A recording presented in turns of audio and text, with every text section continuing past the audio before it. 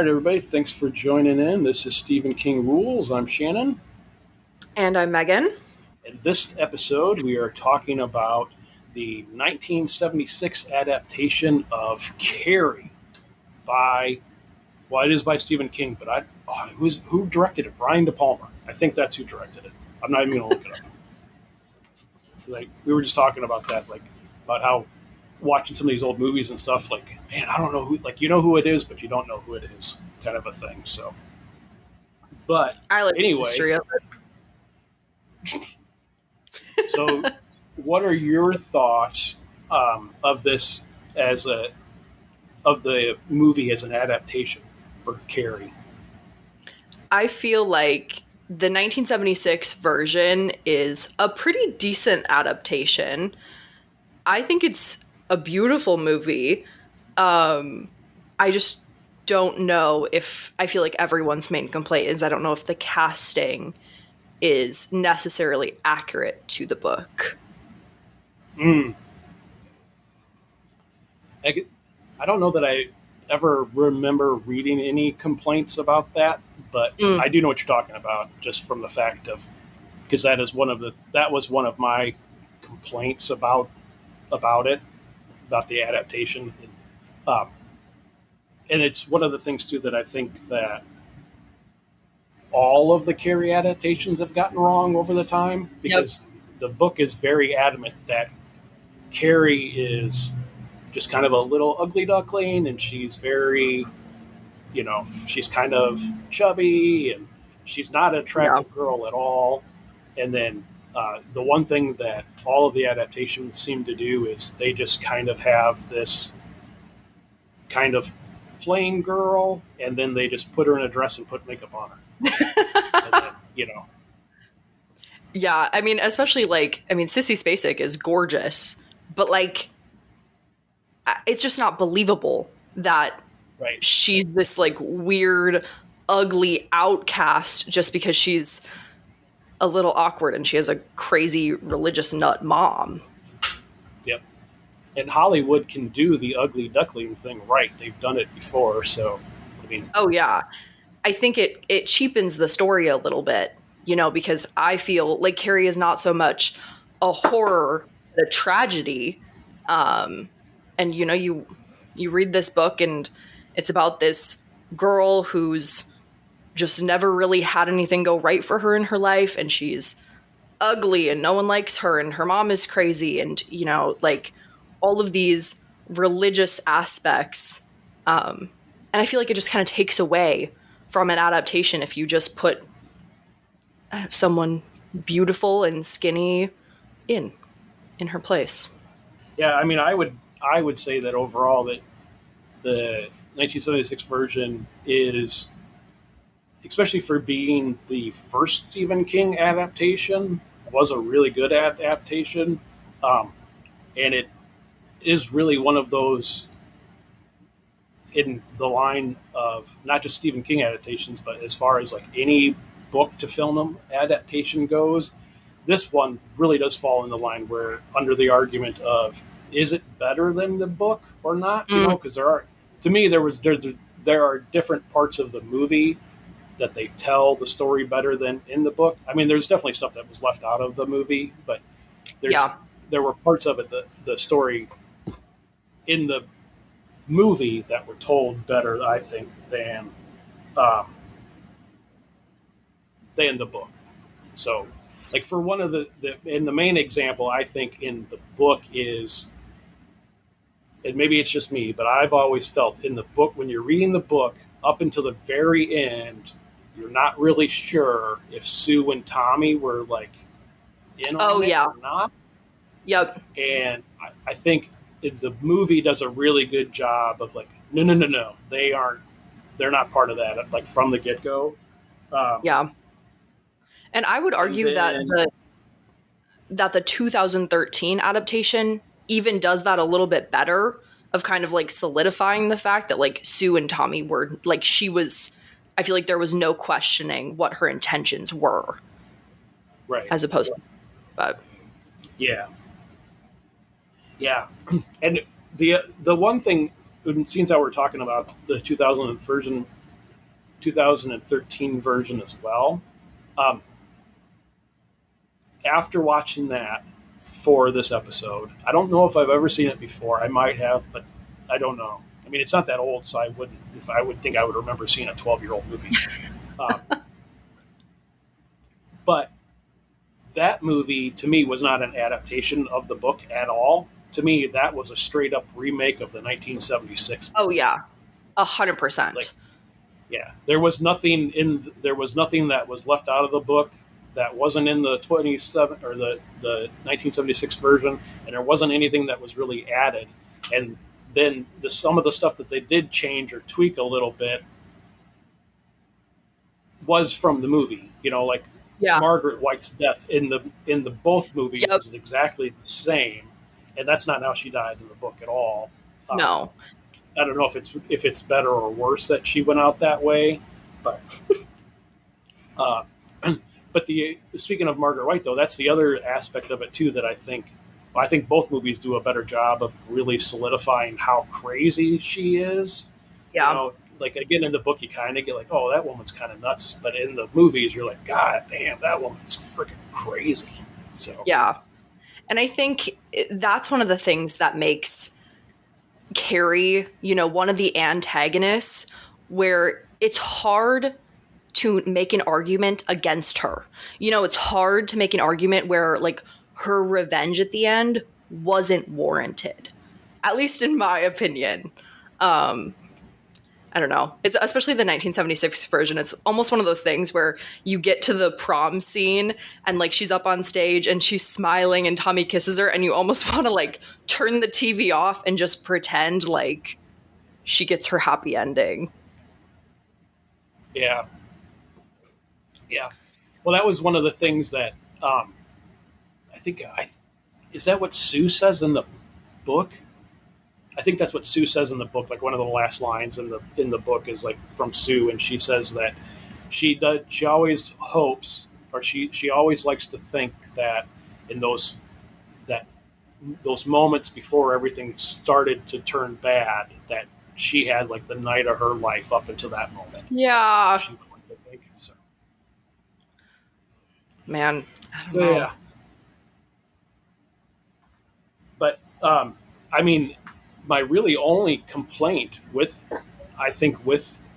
the movie is really with the Sue character, because like the whole when they had her like go to the prom and stuff, like to me I thought that was kind of weird. Like you had her go to the prom only to kick her out 4 seconds later is like weird, and like not to have it like to do anything. Like if you were going to add that scene into the movie, like it should have added something to the story other than like, hey, I'm here. And then like, or like increase the tension in some aspect, like her almost, and because I feel like that was kind of the intention, was like in both movies, like she almost like stops it, but not quite. And like, I don't know, just watching from the outside. Yeah. And it's one of those things too, I feel like in Carrie, it's like everyone kind of had a part in, like Carrie's revenge at the end, including Sue. If Sue wouldn't have done that, Carrie never would have been at the prom. Right. I don't know, her nice act still kind of led to the destruction of the town in the end. Yeah, I just don't understand and that was the other thing too that I feel like they left out of the movie was just that the thing you're talking about is the destruction of the town at the end. That doesn't really happen. No, it's just kind of just the school. Yeah. I feel like in the book, I remember like people in the town outside of the school were being killed and other things were being lit on fire. Because she blew up the gas stations as she was walking home, which blew up like the downtown. I mean, the whole town was destroyed. That's honestly good for her. Because that's the first. Because what is it, Chamberlain, Maine, or whatever? It's another one of. I'm pretty sure it's another one of Stephen King's fake towns. But then it's like referenced a few other times in a couple of movies, or not movies, but books about like the incidents that happened in the late 70s in Chamberlain and stuff, or sometimes like they'll talk about the Carrie White and stuff. So because that's the other thing that is, again, this is like Stephen King's first book, um, and even though nobody knew it at the time, but like going back and rereading it now, especially now, like what 40, 50 some years later, after all the other books have been written and this universe is pretty much well established and the internet's been out there for how long and we all are aware of it and stuff. And so then when he starts referring to um, the telekinesis that Carrie has is like TK and stuff. Yeah. And there's part of me now that wants to go back and reread like the Institute and like Firestarter and stuff, and just to see if like when like they talk about the shop and stuff, that where did that come from? Did that start with like did that actually come out of the White Commission? And then like I just haven't picked it up yet, like stuff like that. So I'm not sure. But, and I also did see too, which I thought was kind of funny because we were talking about doing this episode, and then so I watched the 1976 movie. And then after I got done with that one, then I was like, oh, yeah, I'm going to watch the newer one just to see what it is. And like I said, to me, it was just like a remake. So I was like, yeah, that's whatever. But there is a older, like made for TV movie too. Yeah. But I didn't ever watch that one. And no, I haven't seen that one either. But when I was getting ready for this, I saw an article that somebody's making a series about it again, like just like a limited series kind of a deal, like a yeah. I don't remember if Mike Flanagan's name is attached to it or not. So, which I just feel like it's one of the stories. I mean, how many times can you retell Carrie? You know. Well, I would say if you were going to do like a limited series, then I would think you would have to then like get into like the White Commission. Yeah. You would have to get into like Sue's book and like stuff like that. That's true. Like maybe there would be enough. I don't know. Because it's not a long book either. It's only like 350 pages. Yeah. And I feel like almost if, like, not even recreating maybe, like, the more iconic pieces of the movies, I feel like that have been done well. But, like you said, diving into some of those other pieces that haven't really been explored in film yet, I feel like that would be kind of cool and new and exciting. I'm kind of sick of, like, the same thing over and over again. Yeah.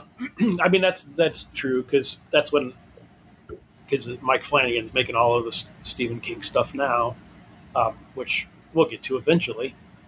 But yeah, that was the first thing I was thinking of too. I'm like, why are you making Carrie again? Like, it was already done. And like the first time it was done, it was almost perfect. So why do you have to mess with it?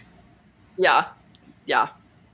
Especially when there are some stuff that's not done yet. I was going to say when there's so much Stephen King that's not done yet. But I mean, there's a lot of bad adaptations out there. If you're gonna rework something, do something that needs like make Dreamcatcher make sense, you know, or Hearts in Atlantis, make that like actually make sense instead of like here we're just gonna take like 40 pages of the book and make it into a movie. You got to do what you got to do. Oh yeah. Yeah, other than that, do you have any other thoughts or ideas you wanted to add? Okay, I had a couple. They're mostly from the 2013 version. Oh, that's fine. But okay, these were just things that I like noticed. I was really locked into the movie. I watched them like back to back. I love that the 2013 version, it starts obviously with like the birth, which didn't happen in the 1976 version, which I kind of like because you kind of see like, oh my God, like Margaret White is fucking insane from the beginning. Like she was going to kill this freaking baby. And I like that because it's like, there's no doubt. There's no like she's crazy. And I feel like in the 2013 version, her mom is portrayed even crazier than the 1976. Like, that woman is scary. Yeah. That is not a scary movie. I would say that is probably one of the least scary adaptations. But like, God, just the look in her eyes, I'm like, ooh, that's a creepy woman. But I really liked that there's like, they start the scene, they're doing like volleyball in the pool, and Carrie's the only one in like a black swimsuit and a black swim cap. And I feel like they went like way too hard with the imagery in the 2013 version, where they were like, Carrie is a black sheep. Like, Carrie, she does not fit in. She's weird. I don't know. That just made me laugh. Everyone else is in like yellow and blue. She's just in the corner in black. Yeah, see, that's the route that they went instead of the ugly duckling one. They just went the weirdo route, because that's kind of what they did in the original one too. Was just like, Yeah. oh, she's weird, She's weird. I do like the part where that kid like comes up to the car window and is making fun of her, and then she like makes him fall off the bike, and then she stares up at the sky. She's like, "Oh my god, I have powers." That's great. Yeah, it's iconic. That's one of the aspects that wasn't really explained that was explained really well in the book. Like, so she gets her period, and then she's like finally into puberty, and then her powers are unleashed. And in both movies, they don't really explain that very well. In the 2013 one, you're like, yeah, they kind of like, I got powers, but yeah, it was weird. That's like my favorite that's like one of her first acts with her telekinesis. She just shoves that kid off the bike. And I do kind of like that is the one thing, like, especially growing up, and like Carrie was one of the first books I read. I feel like a lot of male authors don't do a very good job of like writing characters who are women. They just kind of like miss the mark. I love how Stephen King puts it like so vividly about how like disgusting and monstrous you feel growing up, and especially during like that time of your life, and how you always feel like an outsider. And I guess like also the aspect of like girlhood and feminine rage. And then obviously you have the aspect of like religious trauma and generational trauma, which I don't know. I do think that the movies do a good job touching more so on that, like the religious trauma of it all, the generational trauma of it all, the curse of blood and the curse of being a woman. But yeah. Cool. I did put too, I really like, there's a scene in the 2013 where it's, again, this is like the imagery. They were really like beating it into that movie, where she's like walking back to her house and she's covered in blood, and they flip the camera so it looks like she's like walking down, as if she's like walking into hell, like walking back into her house. And then at the end, like her mom is like crucified to the door, to the closet door. I thought that was kind of groovy. Yeah, in the 2013 version, they were, the one thing with the blood was they were very specific with Carrie's blood. Like, they wanted you to make sure that as soon as that bucket tipped over, that she was covered from head to toe, and there was no. They showed it 3 times. the blood jumps on her. They show the clip 3 times. I'm like, okay, like, we get it. The bucket of blood drops on her. It's just a little excessive. But too funny. I do. Yeah. Poor Carrie White, man. Think about what it would like to be, what it would be like to be like Carrie White. But then, I do think that's maybe the one point of like, I can see how maybe the story is just as powerful, even if you have a girl who's not ugly or overweight in it. Maybe that's just how every girl feels at some point in their life, and maybe anyone could have been Carrie White, if your circumstances had been different. Maybe. Maybe. When Chris's like face goes through the windshield at the end of the 2013 movie. Yeah. Do you remember that? And like it's just like her face with like the shards of glass. Man, I thought that was sick as hell. Yeah. It was definitely a product of its time, though. I mean, that was 2013, so that was like right around the Saw stuff That's true. when all of that when uh yeah, that was like right around when like all the 3D stuff was like big and stuff. Yeah. Oh, that's true. Yeah. This was definitely the 2013 was definitely a movie made for 3D. Yeah. Yeah, I'm sure it was in 3D. It's like now when you go, what did I just see?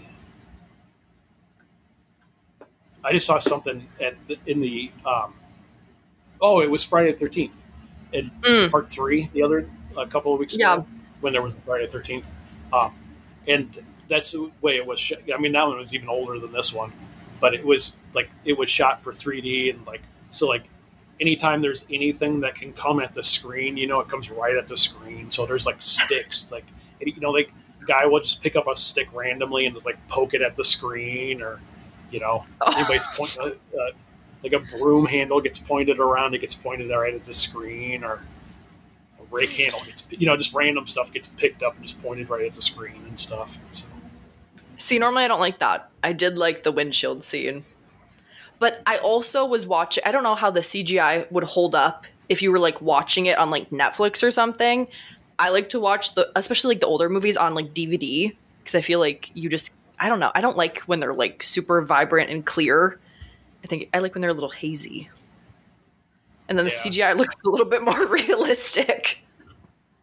That's what we were talking about with like some of the movies that are coming out now. Like the gore is like, it's gotten to the point now to where like it doesn't look like movie gore anymore. It's like now Yeah. like, some of the time it's just like, oh, that looks gross. Like that's real. Like Yeah. I don't want that. Yeah. No. No. It kind of takes away that movie magic. You want to Yeah. know that you're watching a movie at the end of the day. Yeah. Sometimes you want it to be campy and silly when it's gory.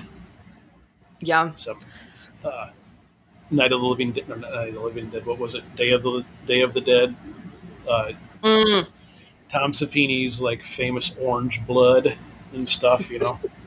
So I just think it's a little better than I don't know, hyper realistic age that we're stuck in. well, the next adaptation we're going to talk about is going to be what did we say? The 1979 version of Salem's Lot. And I'm pretty sure, seeing how that was originally made for a TV like movie, I think it was when it originally aired. I'm pretty sure it aired like, you don't remember this because you're young. Like I don't think you ever experienced this with anything.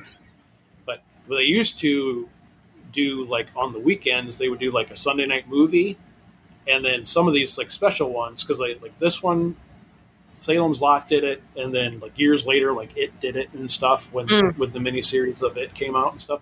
But anyway, like so the first half would be like on one Sunday night, and then the second half wouldn't be usually until the next Sunday night. So you'd have to like wait like a whole week in between there. And anymore, like with like, I mean, I would assume like 70% of the people, like if they were like, well, shit, now I'm gonna have to watch the first part twice because I'll have to watch it again next week before I watch the second one. Because I'm not gonna remember what happened. I kind of like that. Huh? I was going to say that the 1979 version of Salem's Lot, though, should not be. I don't think. I would be surprised if there's any blood in it at all. That's what I'll say. All right. Well, I'm excited. All right, cool. All right, well, thanks for everybody for tuning in. Please be sure to like, share, subscribe, all that good stuff, and we will talk to you guys next time.